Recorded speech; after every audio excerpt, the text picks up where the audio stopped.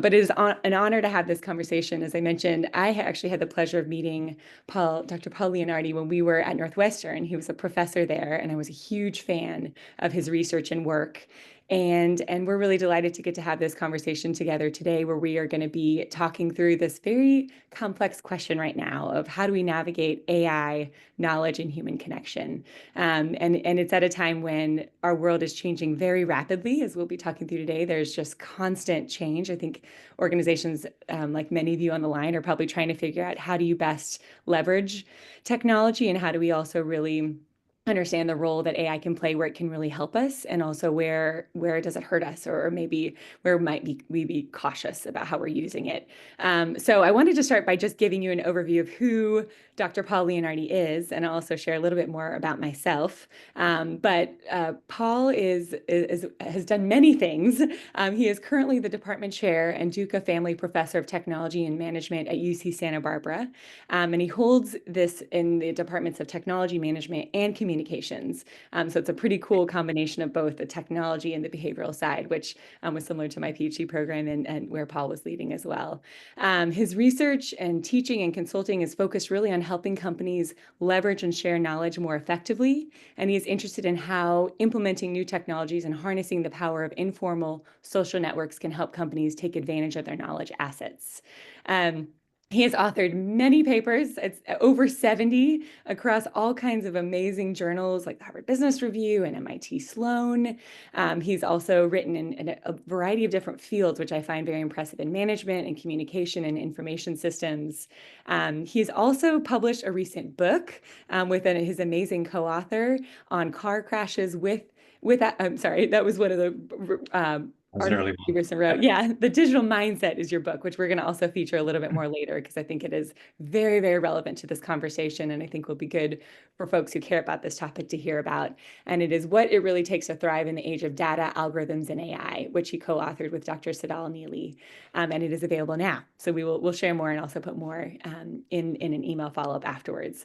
But on top of that, Dr. Leonardi is a fellow of the Academy of Management and a fellow of the International Communications Association.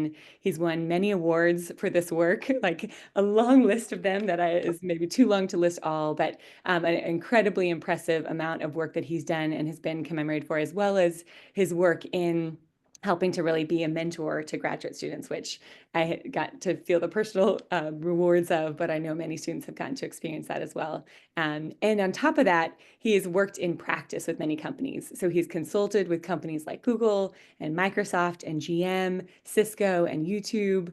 And he is a frequent keynote speaker as well for a lot of these companies. So as you can tell, we are extremely honored to have him here around this important topic. And we also just are really, again, welcoming your questions, which please feel free to put them in the Q&A if you wish.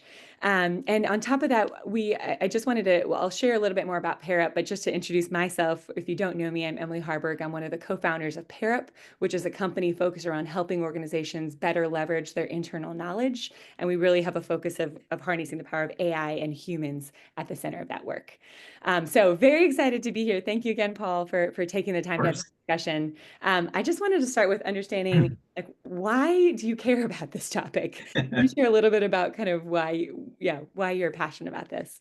Sure. Well, we got to go way back to right before the dot-com bubble burst. I was working in public relations at Fleischman Hillard in San Francisco, and it was my first job. And my boss asked me to do this big research project to try to understand how could we like nail the cover of all of these high-tech magazines, because we were working in sort of tech PR for a bunch of different companies. And so I did all this research for like 3 months, and I identified who were these key editors and what kinds of things have they published. And really, this was like 3 months of my time, 8 hours a day. And my boss said, "Oh, you did a great job. Let's present it to the rest of the group." And so I went to present to the rest of the group, and on my slide, like number 2, somebody raised his hand and said, "This is a total waste of time. We did all of this like last year with these same editors." And I was like, "What are you talking about?" And so then he pulled out this whole document that had basically all of the things that I had just done. And this was my first of many, many, many instances that I learned over time where we just duplicate so much knowledge and so much effort across our organizations because we just don't know what other people know. And we hire smart people and put them in our orgs because we want them to develop their knowledge and skills and apply those in ways that create value for our companies.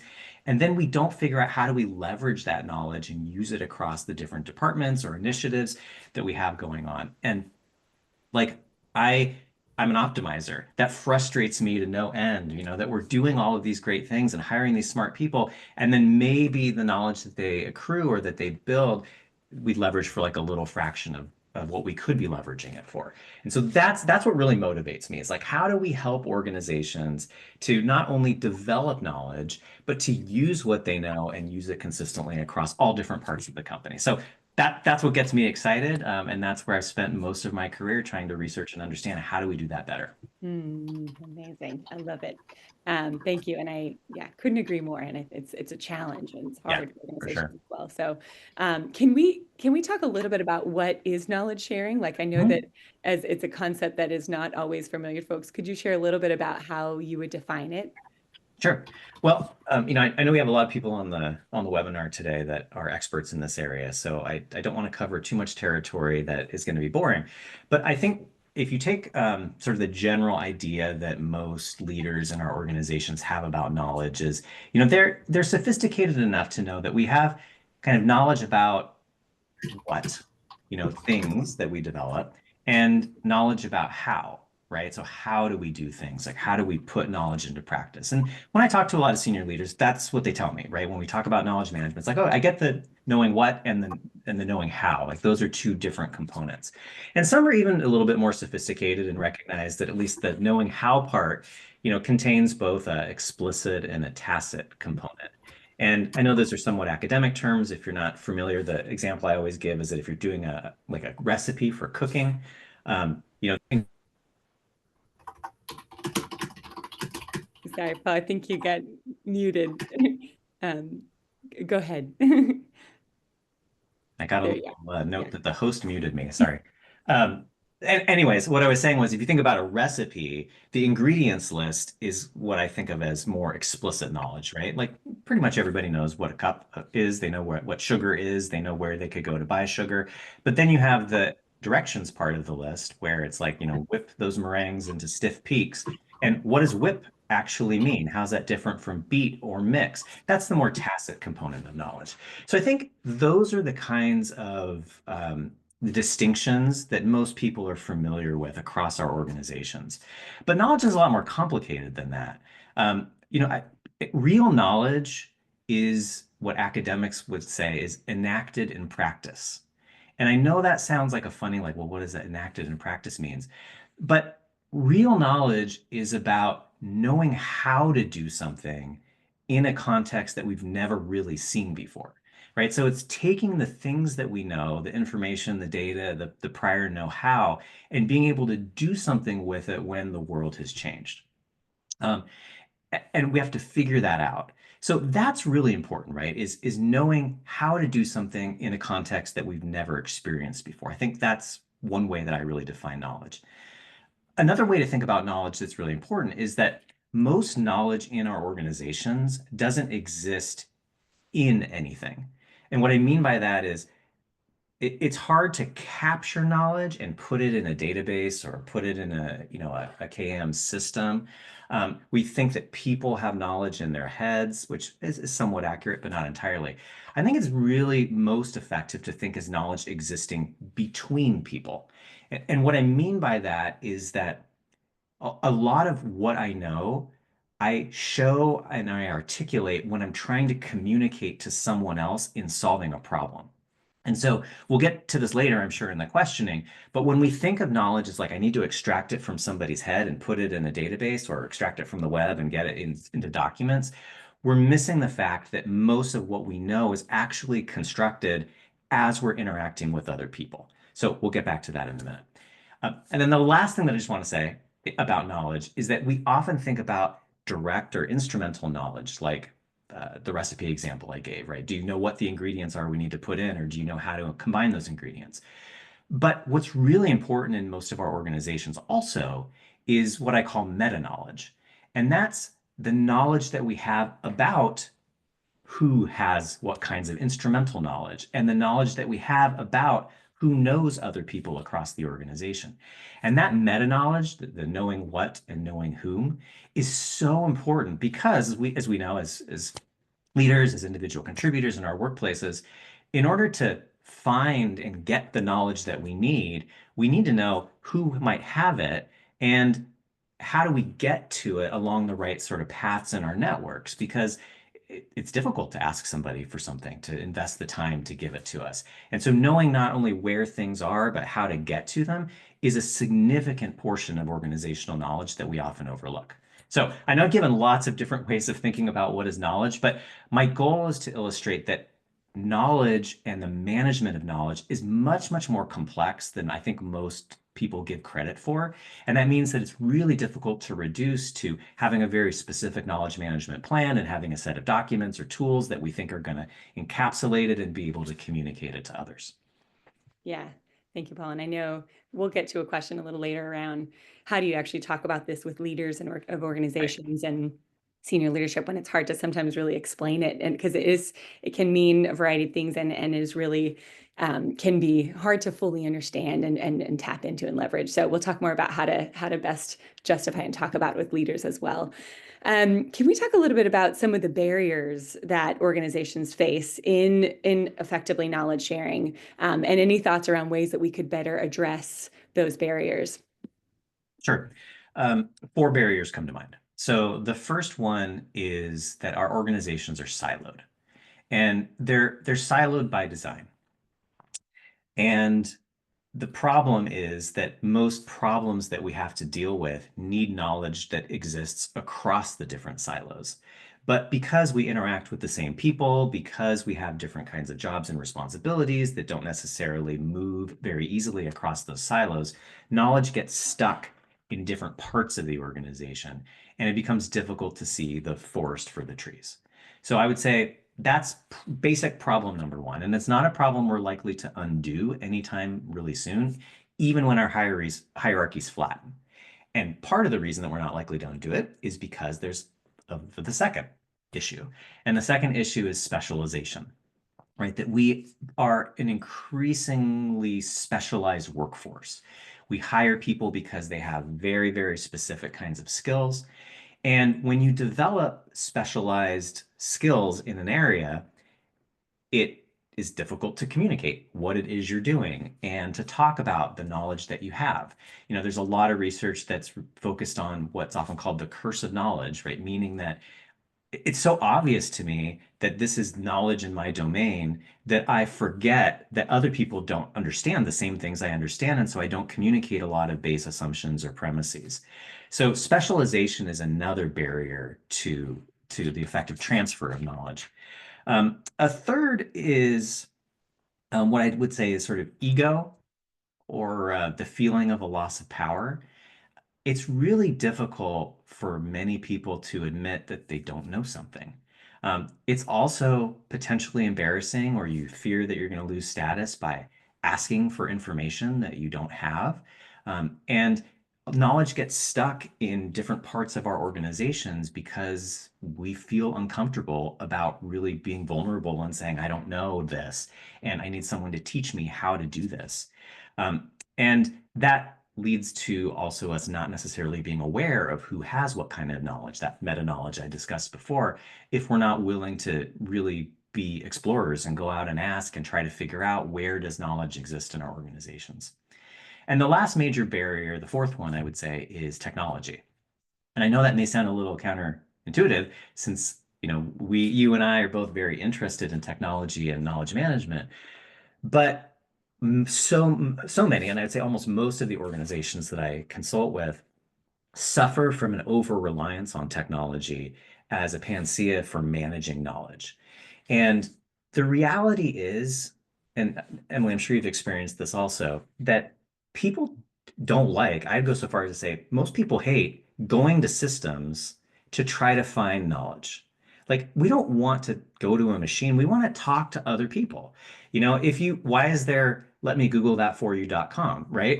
It's because we don't want to go and like have some abstracted conversation that we have to then think about like, oh, how might I apply this? We want to talk to the experts. We want them to tell us, here's how it's done. And when we put knowledge, we try to encapsulate it, which has its own set of problems, right, into a technology. We put a blockage between people. And that's, again, really where we like to talk, we like to share knowledge. And as I mentioned before, I think where knowledge manifests from the connections between people.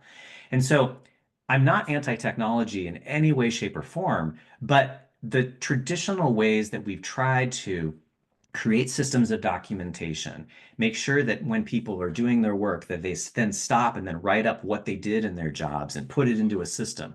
Or we try to capture the outputs of people's work that we hope may lead us to understand the process that they took to reach that output. And we put that in a database or on our intranet or in our knowledge management tool. All of those things create this huge repository of information that doesn't get used and doesn't percolate throughout our companies. And that's a real problem. It's amazing. And yeah, thanks for sharing that. And I do think this element of we are so we have such a tendency to just want to go talk to someone, which is it's a good thing. You know, I think there's a we'll talk more about just the power of that knowledge Yeah. exchange and between people and the gift of that. But it is, you know, people, I mean, a lot of the people that we get to work with have said, you know, you've built these beautiful SharePoint pages and a lot of work. And how do we actually get people to go and look at them? And kind of move past both the change management and move past our tendencies to just want to go and speak to human. And again, where is it necessary to speak to human and where should we be leveraging these systems more effectively? For sure. Um, Great. Well, I just wanted to move a little bit into the mode of hearing a bit about some of the real life examples that you've seen and also where you've seen it work well. Could you share a little bit about, you know, any examples of when you've seen this work really Yeah. effectively and what that's looked like? Yeah. I want to give you two examples if that's Yeah. okay. And I want to start Please. with one that didn't work because I think it'll raise some important points that will help us make sense of the one that worked better. Okay. Great. So the first one is I did a project, this is a lot of years ago now, at a government agency, National Center for Atmospheric Research. And they're a large science lab that looks at, you know, changes in climate and more immediate weather patterns. And I worked with a group of technicians there, and they helped to service all of the scientific labs across the organization. And it's a pretty demanding technical job because, you know, like you have to keep the machines that keep science running. And the knowledge that you need to do that work is constantly changing as the science knowledge is changing and the equipment that they're using is changing. And so a new leader came into the organization and said, well, I got a better way of organizing to make sure that we can do this work effectively. And that is rather than have all of my technicians work on like project teams with the different scientific labs, I'm going to put them all into one functional organization. Okay. And what that'll do is it'll allow them to sort of figure out who's an expert. They can specialize more in certain areas. And when they run into problems, they'll know people to be able to share knowledge and information with. So it was like we have an organizational change that can create better knowledge management. And then to facilitate that, they introduced a KM tool, right, a knowledge management tool that would allow them to document the things that they did, put it into the system so everybody could see how someone solved another problem. And then if you found somebody was really an expert at one domain that you weren't an expert at, and you couldn't learn sufficiently by looking at the tool, you could either go to them and talk about it, or you could just like assign them another job in that area so that the right people were doing the right problems. Sounds beautiful, right? You've got a good organizational change, you've got a technology that you put into place.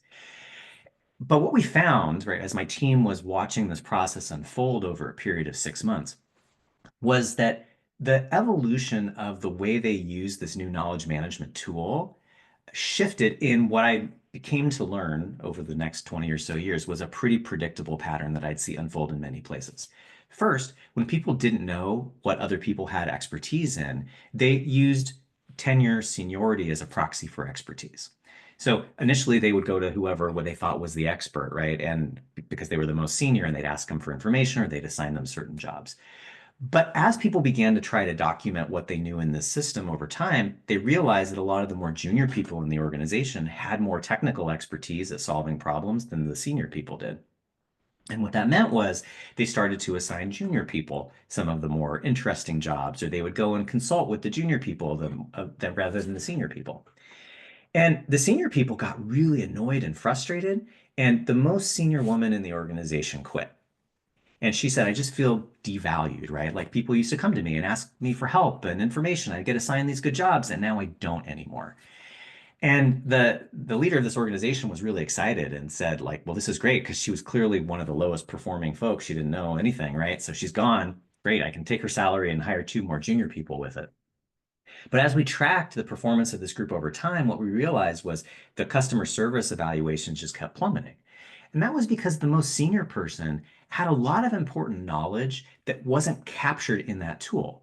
She had a lot of political knowledge about, well, what scientists should get priority, right, with the technicians, or what solutions were likely to work and which ones were not. That kind of information wasn't captured in the tool. The information that was captured was just about solving the technical problems. And so what the technology had done was inadvertently make salient a particular kind of knowledge and inadvertently make invisible a second kind. And when the currency of the organization became this technical knowledge, people like the most senior woman became frustrated because their information wasn't very useful, at least perceptually by the group.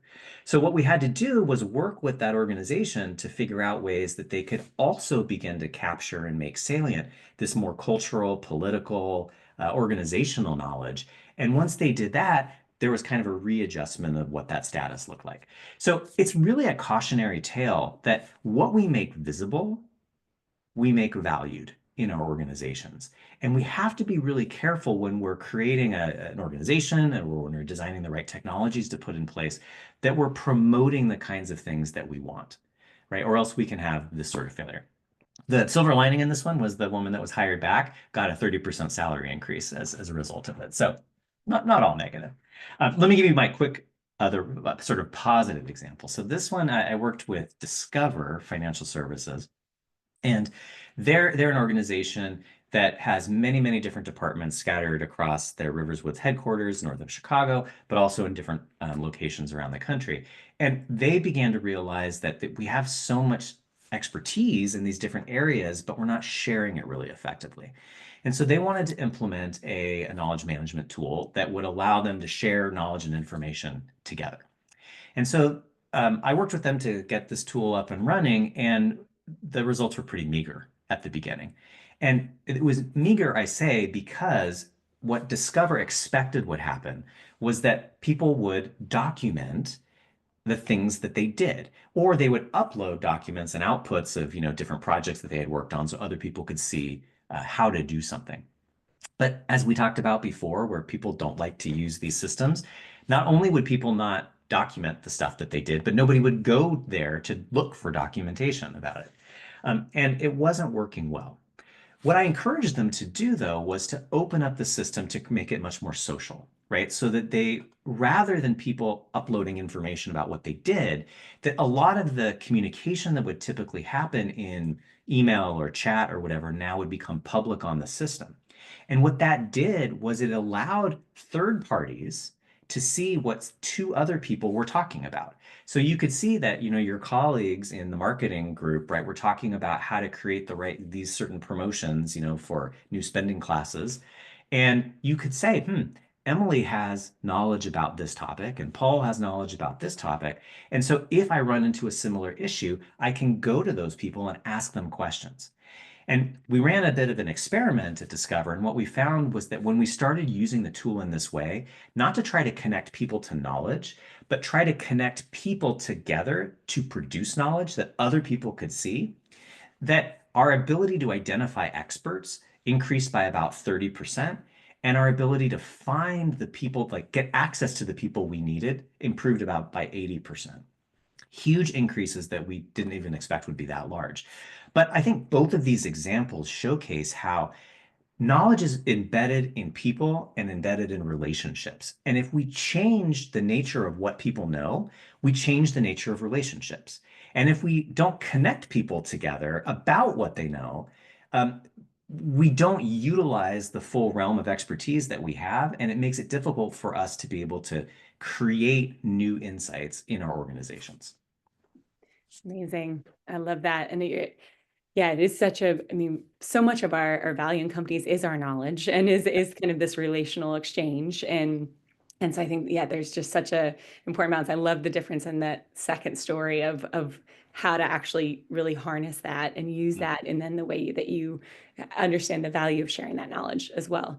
That's beautiful. I did wanted to a quick plug that if you do have any questions, feel free to put them in the Q&A. I'm sorry for a few of the attendees that are stuck in co-host in our hosting mode, but it's so wonderful to see so many folks here and watching. So please feel free to put questions in. I know someone asked about whether it will be recorded, which it will be, and we'll send that out as well. But I want to keep moving because I know we've got so much to cover.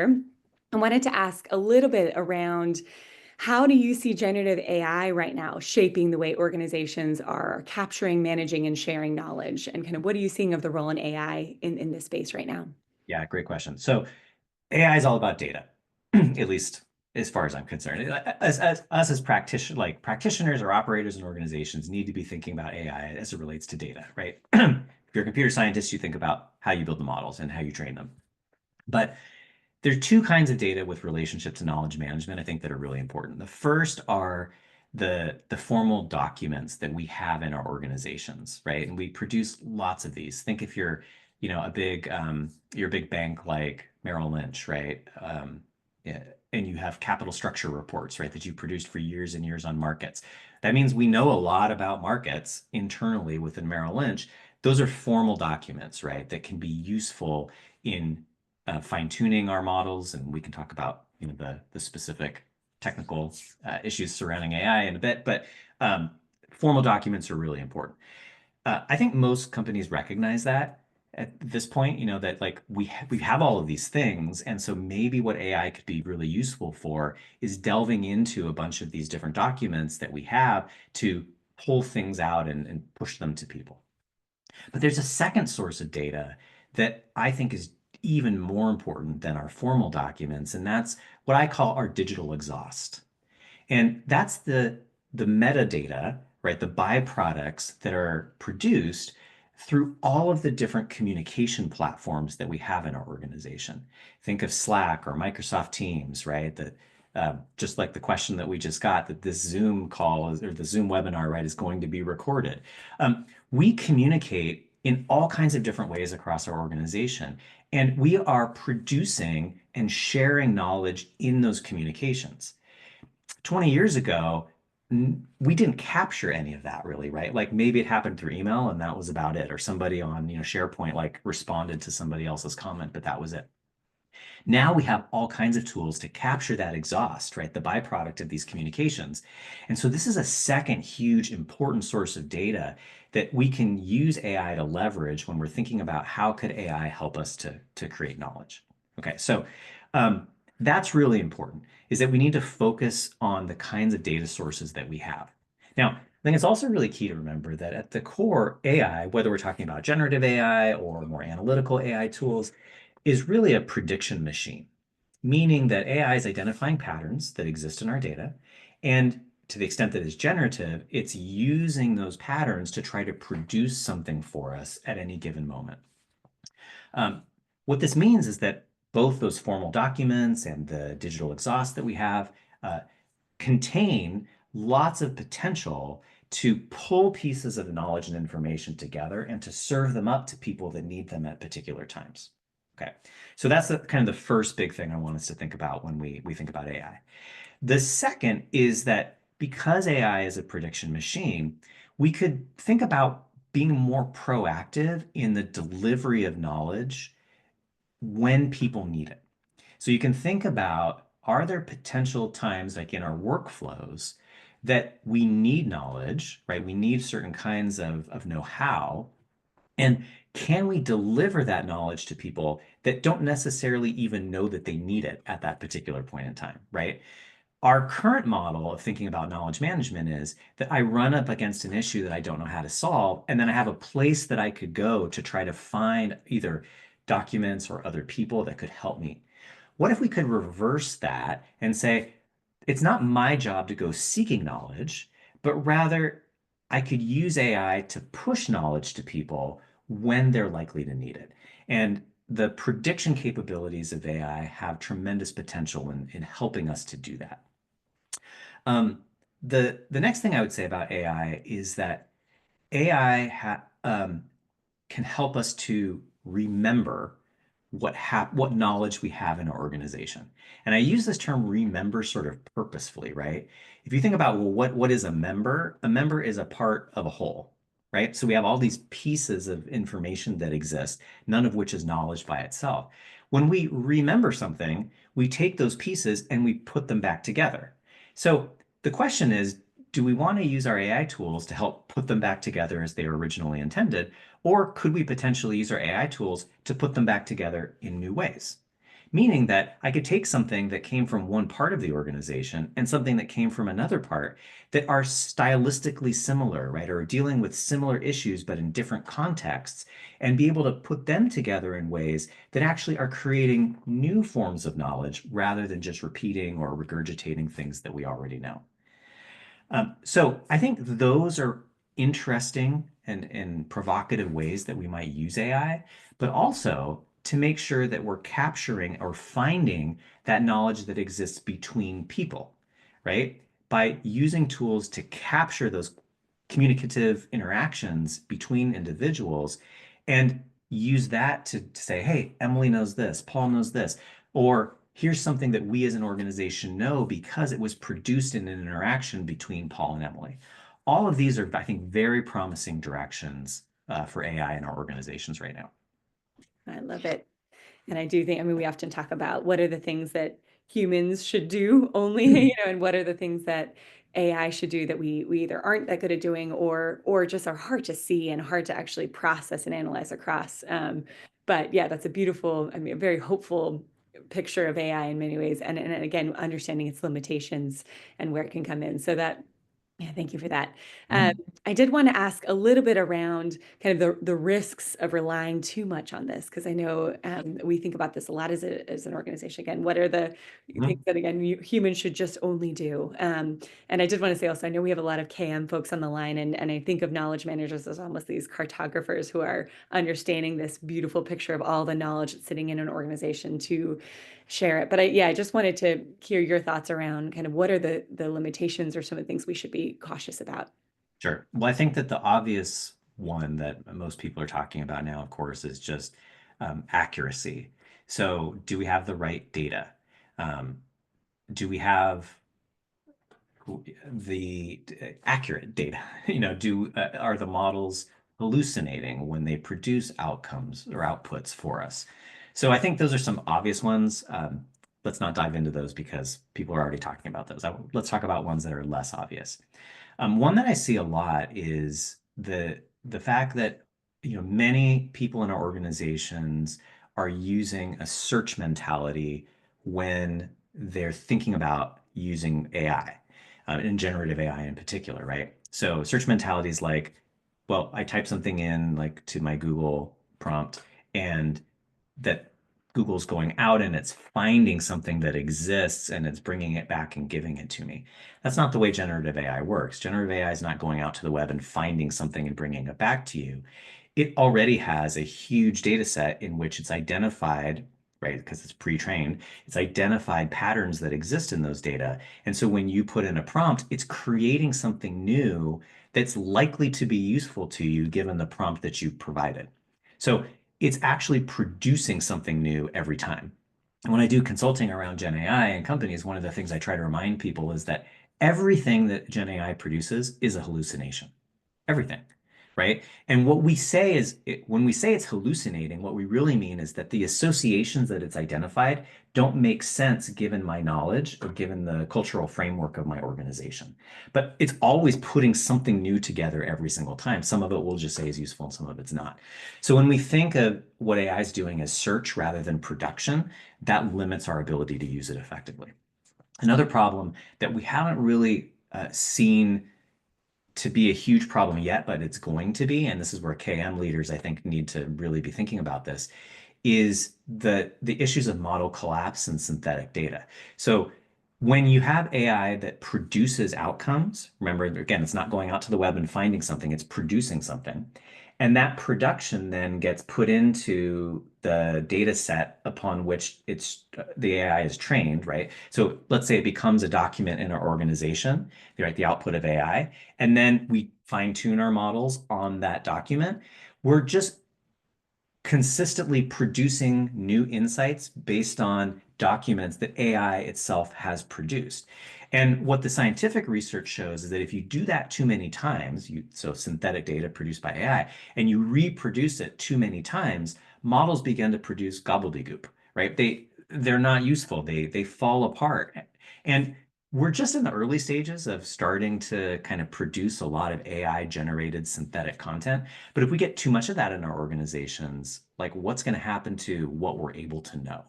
And I think that's an important issue. Um, so I think those are some big problems and I would say that we're also still in the early stages thinking too much about these documents that we have, right? This all the knowledge that's already codified and trying to go there and say, these are the places where AI is going to be most useful. When I think, in fact, it's going to be just the opposite. The places that AI is going to be most useful are in those areas where we don't have things codified, right? Where we're able to extract pieces of conversation and induct from that patterns about what we know, who somebody might know, who knows who, all of those things, I think are really where the potential for AI really lies. And if we focus too much on trying to feed it all the documents that we have as an organization, I think we run the risk of not using AI to its full potential. Wait, so Emily, can Love I can that. I turn the tables though and ask you a Yeah, question? Because please. this is what PairUp is doing Hmm. in some sense, right? Is trying to say it's not just about connecting all of these documents that we have across our organization. It's Yeah. about thinking what role do people play in the process and how do people and AI act together. So I want to know a little bit more from you about how are you thinking about this in the creation of the product, but also in how you provide service to knowledge management across our organizations. Yes, thank you for asking. And no, I mean, these have been the questions been thinking a lot about. I mean, there's a ton out there that's just, I mean, a lot just focused around search, which is obviously one amazing use case of AI. I think we've been trying to think as an organization and in conversations with KM leaders and L&D leaders of, what is the best way to utilize this knowledge and really leverage the amazing knowledge that you have, but also identify to what you just shared the gaps in knowledge, the patterns in knowledge of what people keep asking about that there don't seem to be answers around. There's a lot of amazing rich data that you can really analyze and use as organizations to help you move faster, to help you move more collaboratively. So those have been some of the questions we have been thinking about. And I actually maybe we'll pause for just to show you a few quick slides just to give you a little Sure. bit of a Great. window into what this can look like. And then I will, right after this, we'll jump into a little bit more of a Q&A as well. So again, so we've got some amazing questions that have been coming in, so we'll work through those. But if you have any others, please feel free to add them in. I did want to, before I'm turning it back on you very quickly, Paul, to just say, I'll share a little bit more about how PairUp works. But this is the book that Dr. Leonardi and Dr. Lee just published, and we'd highly recommend it. We'll share a little bit more resources post-webinar in your email with it, but I think it really is addressing these topics so beautifully. So would highly recommend you Thank you. checking it But get out. to the good stuff. Okay, Let's okay. talk, let's talk about knowledge.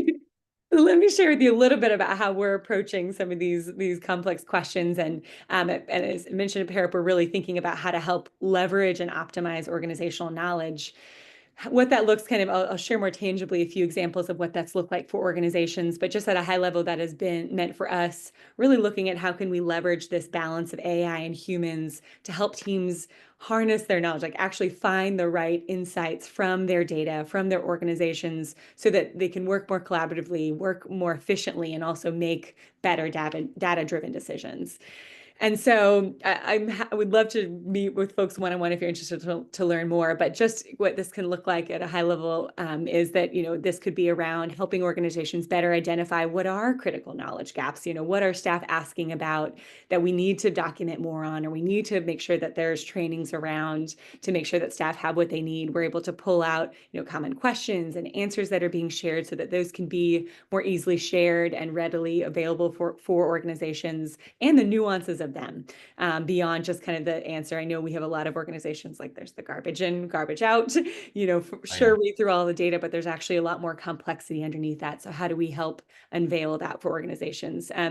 We do a lot of work, and we're rooted in research as an organization, thanks to me getting to go through the PhD program with Paul and others. And also just our team is full of researchers. I think it's been helpful to really look at how can we leverage this knowledge to help understand who knows what, how do we connect people to the right individuals who hold that knowledge, and also how can we help really ensure that we're pulling out interesting insights and trends from this knowledge. So, as an example, like I'm a sales team trying to understand what are customers in the state of California continually asking for. Can we actually leverage AI to then help pull some interesting insights around that for organizations beyond just asking for search, actually doing the analytics behind it, along with other things. So let me just talk very tangibly about three quick examples of what that can look like. Just to share three. So one is that we've done a lot of work around helping organizations mitigate key person risk. And so one example was Jenny's, who came to us. Her team was going through quite a high turnover. They were finding that a lot of tacit knowledge that was really critical to the team was being lost as staff were leaving. They were trying to figure out how to better capture that knowledge and ensure that that was being leveraged and shared. We were able to come in, and we can ingest from all across all the different data sources that organizations are using, Slack and Teams and Confluence and Notion, and really help to ensure that that knowledge was captured and shared and really chronicled so that that was not lost. And so that also we knew what gaps were needed to ensure that the continuity of those projects, but also as new staff were coming in, they had what they needed. Yeah. Um, Emily, if I can yeah, just butt please. in for a second, Yes, this please. won't be a surprise to most of the L&D folks on the call, but I think what sort of current estimates are is that the cost of knowledge loss for any individual in the company is roughly around $250,000. If you think about by the time you need to get people retrained, identify what pieces of information that they had, that the prior person had, and get new people up on board, it's quite significant. So being able to, stop the hemorrhage of that knowledge loss is Yeah. super, super important, not just for continuity of our operations, but also just for the bottom line. Yeah, I completely agree. And yeah, it's amazing too. I mean, obviously so much knowledge is not well documented, or it is kind of scattered across different spaces. And so how can we help make sure that that is not lost? The 70, I mean, I know we've a lot of us have seen these charts of 70% of knowledge is undocumented or kind of scattered, and only 30% is documented and sometimes still hard to utilize effectively for what it is. So secondly, I think another quick example is that we've done a lot of work around streamlining onboarding processes and making sure that staff are getting what they need. Peter was an example of one that I wanted to share, where came in, he had a pretty inefficient onboarding process that he was wrestling through. They were doing a lot of long kind of calls, trying to get people up to speed, trying to get people to kind of know what all had kind of what they needed to do their job well. We were able to go in and actually help understand what were the needs of new hires, how could we better streamline these processes to make sure that staff were getting what they need, and also really helping to increase the ramp up time for new hires as they were coming in through that streamlining.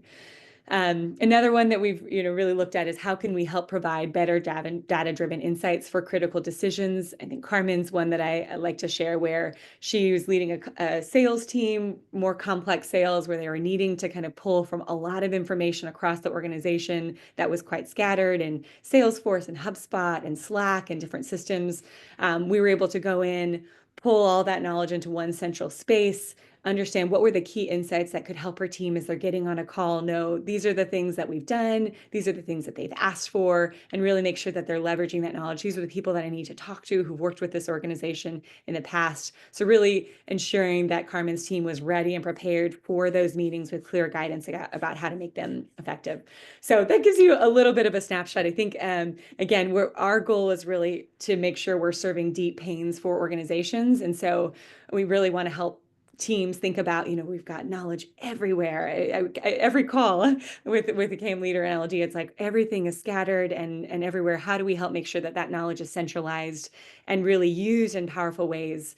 So I'd love to talk with you more about that. I also just wanted to make a very quick plug for our CAM community. I know we've got a number of folks who are here present who are in our community, but we do monthly gatherings where we share best practices and learnings, and we also have a Slack channel where you can go in and kind of meet other CAM leaders and L&D leaders who are thinking about knowledge sharing and the role of AI. So we'll put it in the chat, but just there's a link where you can go in, and if you want to be part of it, we'd love to have you part of it. It is free and just a resource to gather and share best practices and practice what we preach, which is sharing knowledge more effectively. So thank you for for asking the question, the minor Yeah, of commercial course. break to share it. I really appreciate it. Again, would love to chat more with folks who are interested Yeah, as what I well. love about that is the sort of the focus on how do we make sure that we are pulling together the knowledge resources and the knowledge assets from across our organization and delivering it to the people that need it when they need it. And at the same time, the focus on knowledge being in and in between individuals, right? And so there are so many other sources of knowledge and instances of places where people are communicating about what they know and producing new things that I think PairUp seems to be uniquely qualified at grasping and making sense of and delivering in a timely manner. So a lot of what you're doing, I think, focuses on those issues that we've talked about in terms of, where do knowledge management efforts tend to fail in organizations? How do we use technology in ways that amplify and help to identify what we know rather than try to take what we know and put it into some dark cell somewhere that nobody's ever going to get to. So I think you're very much on the right track. It's really, really impressive to see. Thank you so much. Yeah, we want to let companies really use their knowledge Mhm. and harness that knowledge. I think it is. I've been in many large companies where that it's been hard to actually, even find things, but also really leverage it in powerful ways. So, yeah, thank you for that. I know we have a ton of amazing questions coming in, and we only have like 10, 12 minutes. So I'm going to try and just do Okay. a bit of a rapid fire of some of these questions that are coming in. I just wanted to start with this question around how for the L&D and knowledge management leaders on the line, and also just those thinking about this. How could we better justify and frame this work to our leaders to make sure that they are understanding the power and impact of this work? Yeah, so I think we actually are in a really good moment right now. I hope I'm not offending anyone by saying this, but it's been difficult, right, for KM leaders and L&D leaders, I think, to make a really strong argument to senior leadership in a lot of companies about why what we do really, really matters. And I don't have to get into all the reasons why that's the case, right? Short-sightedness is really the answer, right, on the top of our senior leadership. But I think we're in a critical moment where almost every senior executive that I talk to understands now that we have lots of knowledge that's distributed across our organization. We don't have access to it. And that if we could get that knowledge, we could do lots of things. Now, what the mass media and what like a lot of technology companies are saying is, well, if you could get that, you could just automate a bunch of stuff, right? And then like get rid of a lot of employees and so on and so forth. Um, that's not what we want to do. But at least I think what I'm seeing, and this has been like the last 2 years, a real shift in sensibilities amongst senior leaders that, like, oh yeah, knowledge is really important, and that there are new tools available that can help us to do something with it. So my first piece of advice is strike while the iron is hot, right? I think senior leaders are interested and they're ready to hear something. I think what they need to hear, though, is that to make important strategic decisions in our organizations and to improve process and to innovate, we can't rely on sort of like outside miracles. We need to really focus on the core competitive advantage that we have, and that's our people. And that they've been doing work with our customers and with our processes for a long time. And so we have knowledge that's really unique to all of our competitors. And so if you think about like what's going to be competitive advantage in a world of AI and machine learning models, it's having a unique knowledge base that you can figure out how to monetize through improvements in process, improvements in product, innovation across our organization, duplication of work. And so our knowledge management efforts in using AI and other tools are not just about like, well, how do we document what we know? It's how do we actualize what we know to improve our organization? So that's the framing that I'm hearing that's really starting to be persuasive with senior leaders. It's sort of piggybacking on this Gen AI moment to say we've got uniqueness, right? We've got what it takes to sort of take our organization to the next level. Let's implement and use these tools in ways that provide us with that fodder to do cool things. I love it. Yeah, Like that is, I feel like that is an anthem for leaders right now, for cammers to go sure. out there. And it does feel like the moment, like there's such an appetite. And there's such a, organizations, what should we do? How could we best utilize AI? So it Yeah. feels like such a powerful moment.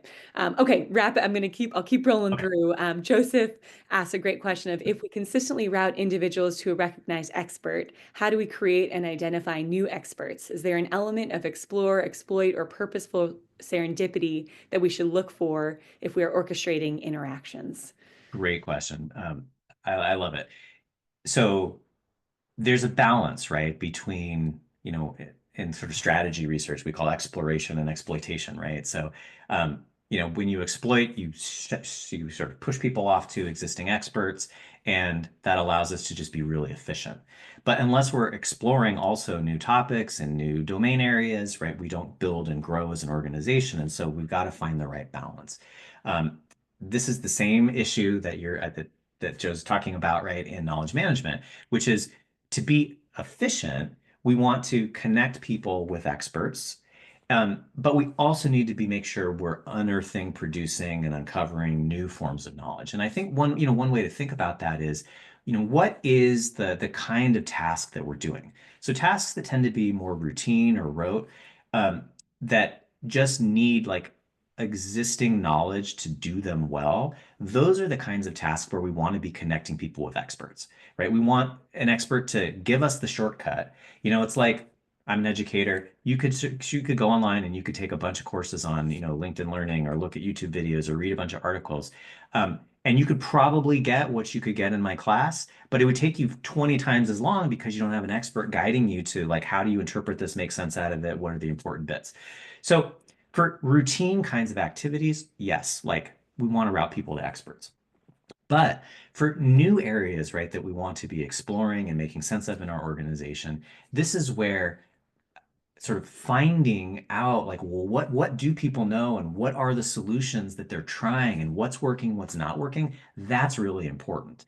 And again, this is where interaction between people produces a lot of the knowledge that we need in order to do those activities well.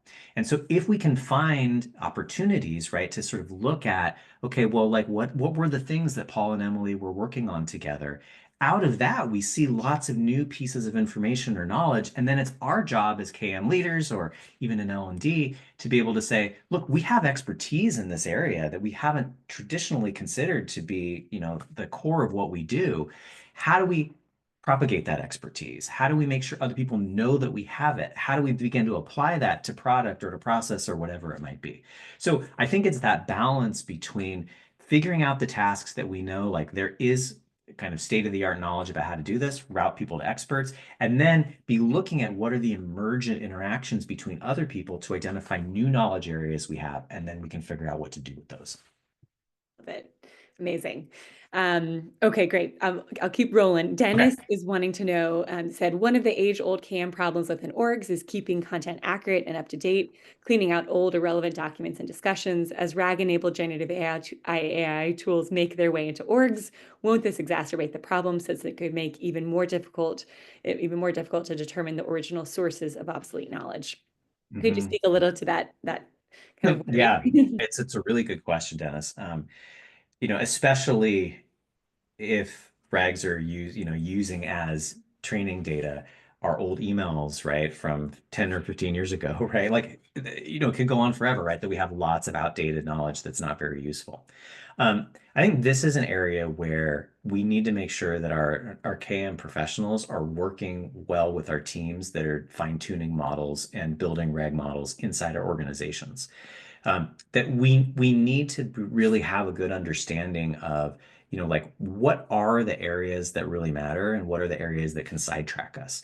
What do we consider to be state-of-the-art knowledge versus information that, was really useful when we worked on the project 3 years ago or 5 years ago, but now no longer really represents the directions we want to move in? To the extent that all of that gets encapsulated into a data set that is used to fine-tune a model or to build regs, we end up with the problems that you just suggest, Dennis, right? Is that there's lots of um, you know, unuseful or, for lack of a better term, dangerous knowledge or information that's out there without us really knowing what the provenance of that information is. So I think this is where, we constantly, and organizations, I think, have the ability to do this with a robust KM staff, is being able to evaluate what are the kinds of data points that keep informing the models that we're using to identify important knowledge and expertise. And that means that KM experts have to be working with the business leaders in different domains because the KM leaders themselves aren't going to know that information, right? Like they have to work with the experts in the different parts of our organization to know, like, well, what do we include and what do we not include? And so, if anything, I think that this dawn of the AI era for knowledge management is going to make the importance of people that can curate the data upon which those models are trained even more important. And that's a big part of what I think a good KM leader can do in our organizations. I love it. Okay, I'm gonna let's do one more. Okay, We have so many questions, so maybe we'll have to do a part two at some point or share them out. But thank you again for answering these so thoughtfully. So Deep was wanting to know, will the use of AI in organizations impact employee creativity, or how do you think AI is going to impact the way we create in organizations? sure. It absolutely will. The latest research that's coming out right now is saying that the best returns to creativity happen when experts are using generative AI for creative tasks. And a big part of the reason that that tends to be true is that, you know, because Gen AI tools are producing lots of insights based on patterns in the data, you need an expert to really understand, well, which ones of these patterns are useful and which ones are not. And then also for experts to be able to see, well, I never thought that these two things could come together, but that actually could work given my knowledge of how the organization operates.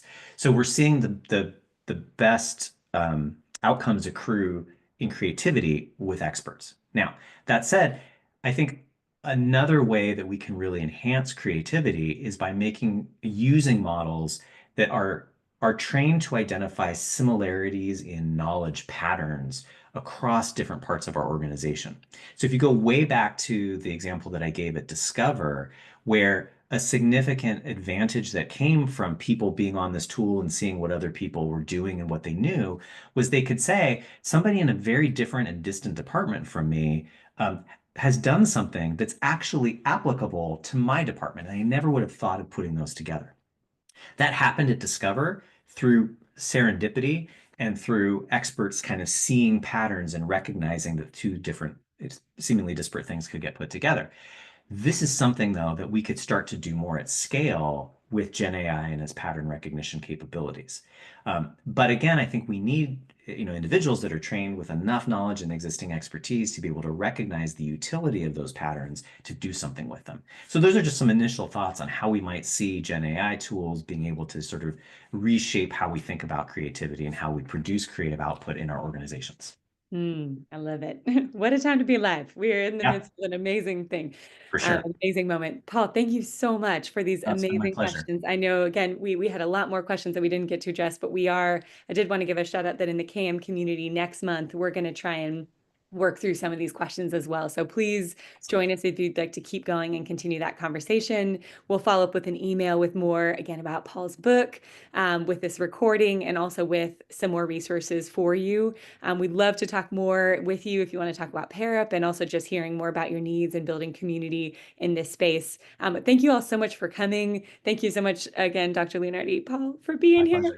I'll Yeah. just always call you a combo. But it's such an honor. Your and answers were so thoughtful, and your research is so powerful. So thank you for being on here and sharing Great. your wisdom with Thank you us. for having me, and thanks to Um, everybody who participated with all the great questions. yes.